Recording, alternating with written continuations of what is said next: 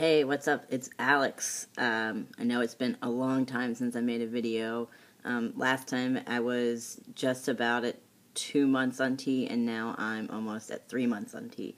As you can tell, there's been a lot going on in the past few weeks. I got a call from my sister a couple days ago, and she and I hadn't talked in like 2 weeks on the phone, and the first thing she says is, "Oh my God, your voice is lower than your brother's." And I said, "That's not true. I don't believe that." She affirmed it, but I don't know. We'll have to see.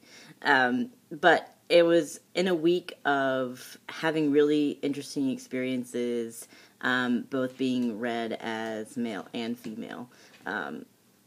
For example, I was out to lunch, and I usually have this experience where wait staff, whenever I'm in a group of people, they like to really intensely lady me. They're like, "Ma'am, can I take your order? Hey, ladies, what would you like to eat?" And for the first time since taking tea, at least, the wait staff didn't do that when I was out. And they actually called me sir. It was amazing. I think that would be the first time since starting tea that's happened in an intentional way with someone who's a stranger. It was, kind of sandwiched by two really weird experiences where I got a phone call from my yoga studio because I'm taking Pilates. What up? And they asked for Alex. So the person, this guy calls in. He says, "Hey, may I speak with Alex?" I'm like, "This is Alex." I'm like, "No, may I speak with Alex?" I'm like, "This is Alex." And they're like, "Can I speak with Alex?" I'm like, "Who are you?" And first of all, they didn't even say who they were. It's a bad phone call, despite what weirdness was going on. And he says, "Oh, I'm looking for Alex. It's a dude." And I'm like, "What?" And he's like, "I think I have the wrong number." I'm like, "I don't know what's happening." And so I hang up. He never called back, so maybe he was looking for a different Alex. It was just a really strange moment of, who are you looking for? And am I really here? And how do you move past, looking for Alex as a dude, like, that's me? I didn't have the wherewithal in that awkward moment to say anything.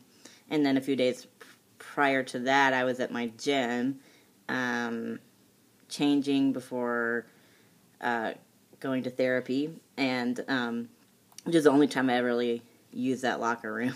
And I'm still using a women's locker room because I certainly wouldn't pass as male in the naked space.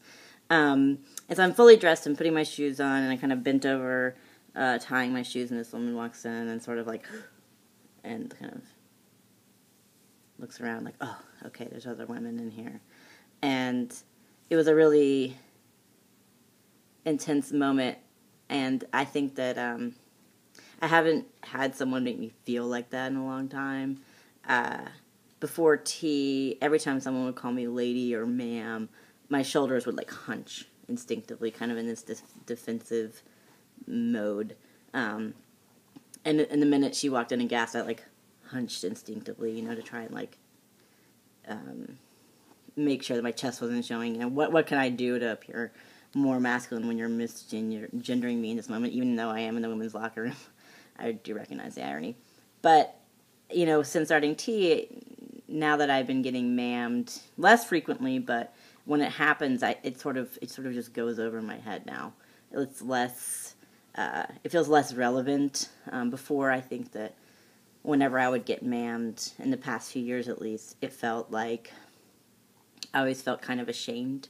Not because I'm ashamed to be in a class, of women, but it was really about the fact that I hadn't taken these steps to go towards the gender journey that I knew I wanted.